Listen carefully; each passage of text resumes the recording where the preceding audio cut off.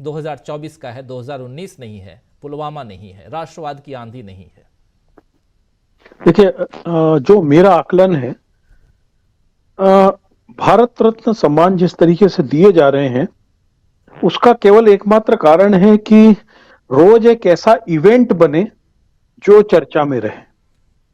और आप ये याद रखें कि इस समय पैरेलल राहुल गांधी की भारत जोड़ो न्याय यात्रा चल रही है।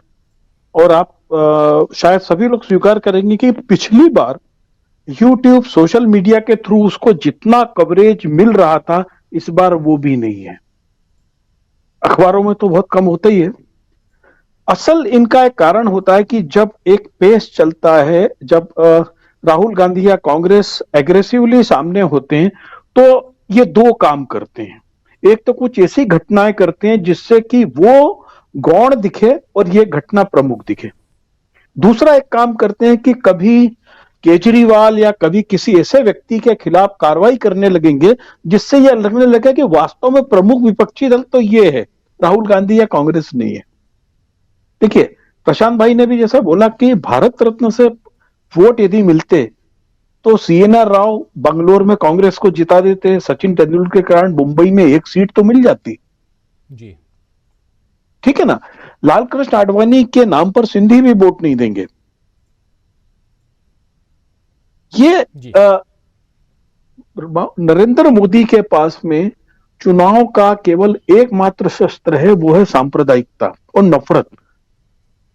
ये जितनी घटनाएं चल रही हैं, ये इसके पीछे गिमिक ये है कि हम हर दिन एक ऐसा इवेंट दें जिससे कि विपक्ष जो जैसे ब्लैक पेपर की बात थी कांग्रेस की, वो चर्चा में ही नहीं आया। आज राहुल गांधी का उड़ीसा में, जहां पे लोग सोच रहे थे कांग्रेस बहुत कमजोर है, वहां पे झारसुगड़ा और सुंदरगढ़ में बहुत अच्छा क्राउड आया वहां पर, तो वो आपको वो न्यूज से और विजुअल से गायब हो गया। इनका कारण है कि अब आप एक चर्चा करते रहे। दूसरा तरीका यह है, जयंत चौधरी से इनकी लंबे समय से बातचीत चल रही थी, उनको एक बहाना देना था कि आपने ऐसा किया इसलिए हम आपके साथ आ गए। कोई जो इमोरलिटी होती है, अनैतिकता होती है, वो हर समय अपने रंग बदलने का एक बहाना तलाशती है। जैसे बिहार में कर्पूरी ठाकुर के नाम पे इन्होंने किया। कर्पूरी ठाकुर को जानने और उनके काम करने वाली पीढ़ी खत्म हो चुकी है 40 साल पहले। मैं बता रहा हूं आपको, कर्पूरी ठाकुर वहां पर सोशलिस्ट मूवमेंट तो बचा ही नहीं है बिहार में कहीं भी। बहुत स्पष्ट आपको बताऊं, जो समाजवादी विचारधारा थी वो तो बची नहीं है। जितने भी राजनीतिक दल है वो उसी राह पर हैं। ये न कर्पूरी ठाकुर वोट दिलवा पाएंगे, कर्पूरी ठाकुर की जात के वोट भी नहीं है वहां पर। केवल वो एक उन्होंने बहाना दिया नीतीश कुमार को कि भाई ऐसा बहाना है, चलो अपन इधर पलट जाएं। जयंत चौधरी को उन्होंने एक चॉकलेट पकड़ाई कि मुझको ये मिल गया इसलिए मैं यहां चला गया। भाई आपको सवाल को जवाब देना पड़ेगी ना। आप चवन्नी नहीं थे अभी 2 महीने पहले, और चवन्नी की जगह 10 पैसा बन गए जो बाजार में ही बंद हो गया। तो मोदी जी और बीजेपी के साथ जो सबसे बड़ी दिक्कत है कि एक तो विपक्ष का जो एरिया बढ़ रहा है उसको हम कैसे कम करें। तो इसके लिए आप देखिए तोड़फोड़ शुरू हुई है। परसों तमिलनाडु में बड़े स्तर पर पूर्व सांसद, पूर्व एमएलए को शामिल कराया गया। मध्य प्रदेश में जबलपुर से की जगह में वहां का महापौर बीजेपी में शामिल हो गया।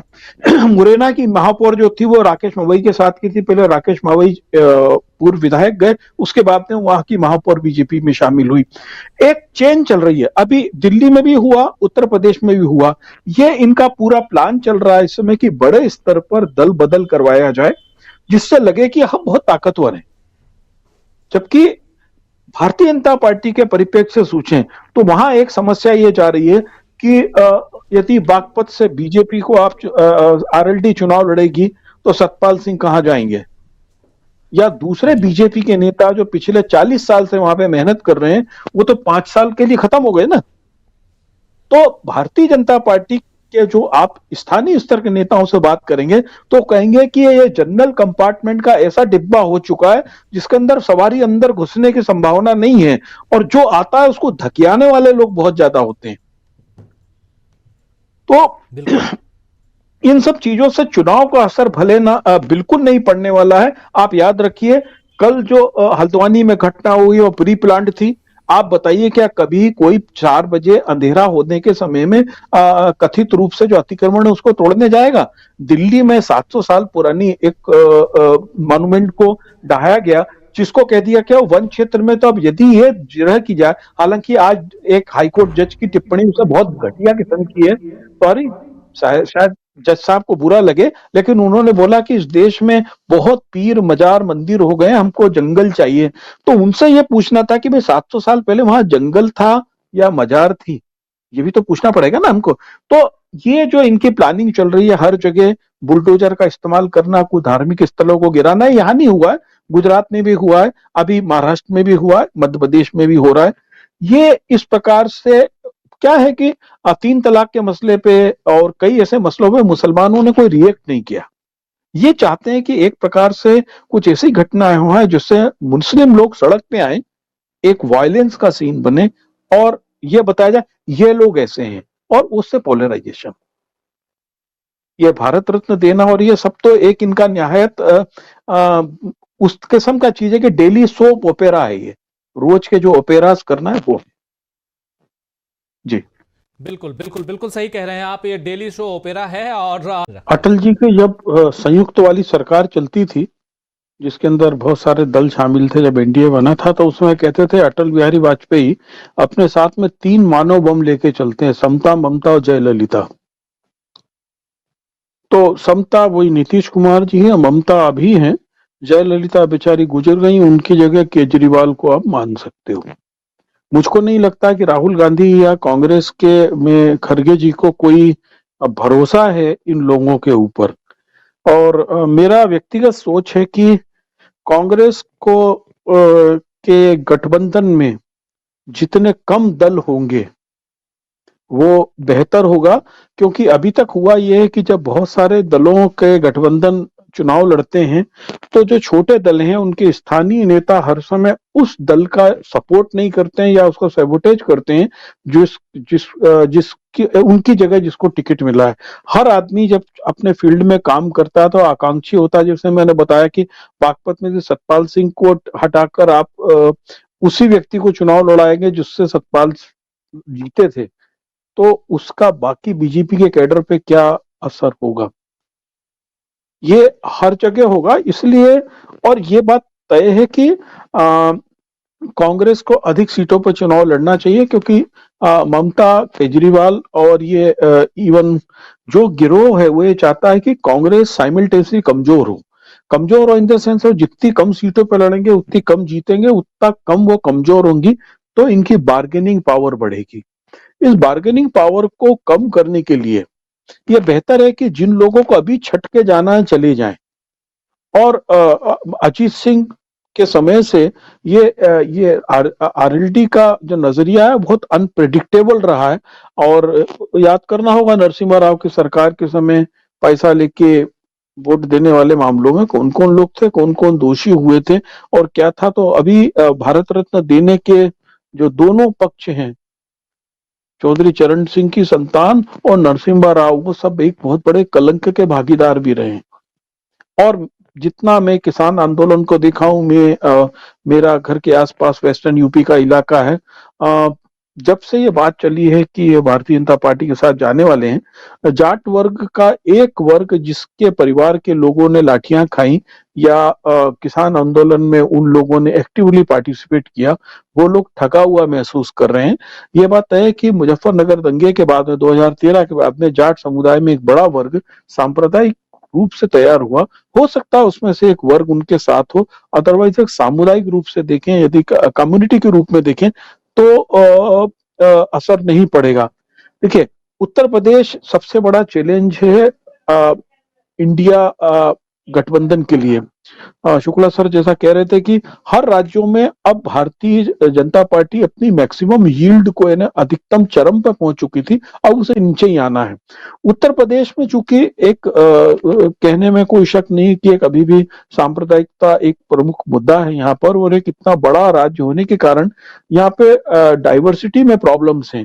आप बुंदेलखंड में जाके देखें, वहां पर छुट्टा पशुओं की सबसे बड़ी समस्या है, लेकिन जब वोट देने जाते हैं तो वो दूसरे मुद्दों पे वोट दे देते हैं। तो उत्तर प्रदेश में जितने कम दल मिलके चुनाव लड़ेंगे और उससे उससे इंडिया गठबंधन के पार्टी को सामंजस्य बिठाने में, अपने लोगों को संतुष्ट करने में सहूलियत ही होगी। मुझे नहीं लगता कि ये कोई बहुत बड़ा नुकसान होगा, क्योंकि वेस्टर्न यूपी में समस्या ये थी कि यहाँ बीएसपी का एक ताकतवर हिस्सा है, यहाँ पर आरएलडी का एक ताकतवर हिस्सा है, यहाँ पर समाजवादी पार्टी भी एक फैक्टर है, यहाँ पे कांग्रेस भी एक फैक्टर है, और एक मुस्लिम फैक्टर बहुत बड़ा है यहाँ पर। जैसे ही जयंत जी ने यदि जनता बीजेपी का में शामिल हुए, तो आप मान के चलिए कि उनके साथ 100% मुस्लिम वोट कट के चला जाएगा। आप लोगों को शायद मालूम है कि वेस्टर्न यूपी में भी एक सांप्रदायिकता का जहर बो दिया गया है। मेरठ के पास में एक पुराना एक स्थान था, उसको लाक्षागृह घोषित करके उस पे से मस्जिद और आसपास की मजारों को हटाने को लेकर विवाद चल रहा है, वहां पीएससी लगा दी गई है। तो अभी इन लोगों का प्लान यही है। आज बरेली में भी तनाव हुआ है मौलाना तौकीर रजा के एक जुलूस को लेकर। तो उत्तर प्रदेश में इनके पास में जो सांप्रदायिकता का सूत्र है वही इनका शस्त्र है, और वेस्टर्न यूपी में जहां पर खासकर आरएलडी का प्रभाव क्षेत्र है, इनका बहुत बड़ा वर्ग मुस्लिम सपोर्टर है चौधरी साहब के समय से ही। और जैसे ही इस बार पाले में जाएंगे, आप मान के चलें इनको वो लोग अब वोट नहीं देने वाले, क्योंकि वेस्टर्न यूपी में सांप्रदायिकता ने मुसलमानों को बहुत बुरी तरीके से तोड़ा है। ये मेरा जी जी, बिल्कुल बिल्कुल आप सही कह रहे हैं। वेस्टर्न यूपी का क्या हाल होने वाला है आने वाले समय में, उस पर नजरें सबकी टिकी होंगी। रहा है कि पिछले 2 चुनाव में, लोकसभा चुनाव में और 5 राज्यों के चुनाव में, राहुल गांधी जिन मुद्दों को लेकर सामने आए, उनके जो छत्रप थे उन लोगों ने उन मुद्दों को छुआ तक नहीं, चाहे अशोक गहलोत हो चाहे कमलनाथ हो। ये बहुत स्पष्ट है, और शायद मुझे लगता है कि इसीलिए इन सब का पत्ता साफ होना है। राहुल गांधी पार्टी को एक सामाजिक न्याय और जो बेसिक सोशलिज्म का, समाजवाद का सिद्धांत था, जो नेहरू का कॉन्सेप्ट था, उससे लेकर आगे चलना चाहते हैं। और ये दुर्भाग्य कि पिछले 20 सालों में देश की राजनीति नीति पे नहीं चली, हमने भावनाओं पे वोट दिया, और हमने जो मतदाता तैयार किया उसकी हालत यह है कि वो नगर निगम का जब चुनाव होता है तो वो भाषण होता है कि हम पाकिस्तान की ईंट से ईंट बजा देंगे, और लोकसभा का जब चुनाव होता है तो सांसद से आप उम्मीद करते हैं कि मोहल्ले की नाली बनवाए।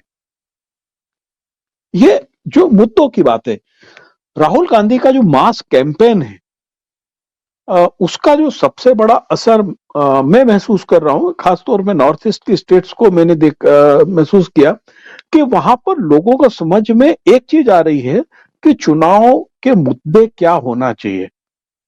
Y I vote for you, मैं आपको क्यों वोट दूं। और इसका इम्पैक्ट जो यंग पीढ़ी है, कम से कम 35 साल तक के, जिसके अंदर बहुत बड़ी संख्या में बेरोजगार हैं, बहुत बड़ी संख्या में ऐसे लोग हैं जो एजुकेशन नहीं पा पा रहे हैं, उन लोगों पे इसका असर हो रहा है। यदि कांग्रेस की पूरी टीम इस पेस को, जो 5 न्याय की बात हो रही है, उसको प्रॉपरली लेकर चले,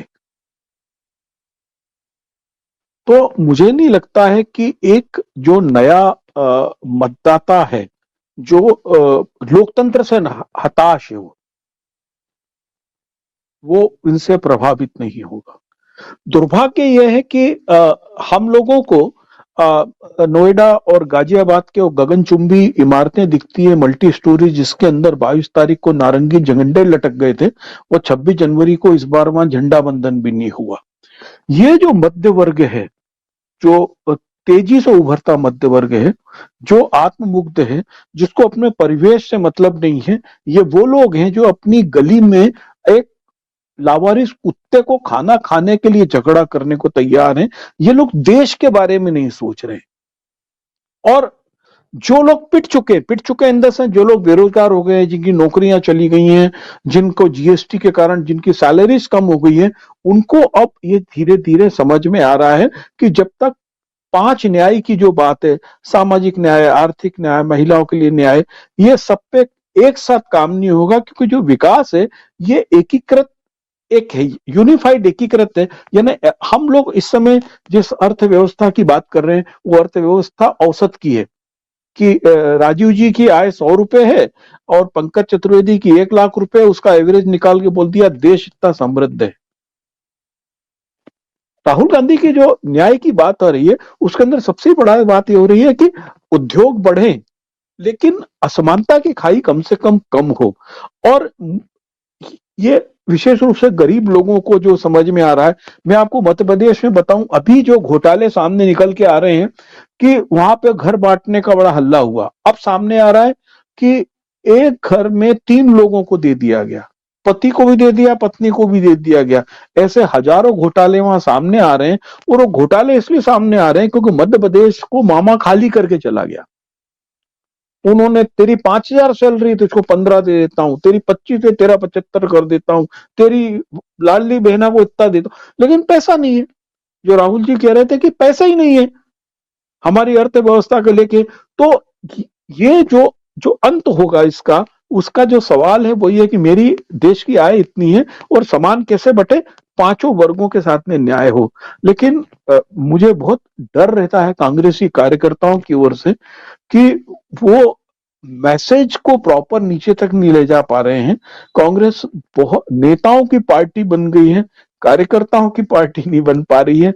और इसीलिए जो उनका कोर वोटर है वो कई बार निराश होता है कि यार हम तो आपको वोट देना चाहते हैं, आपको लेना क्यों नहीं आता है।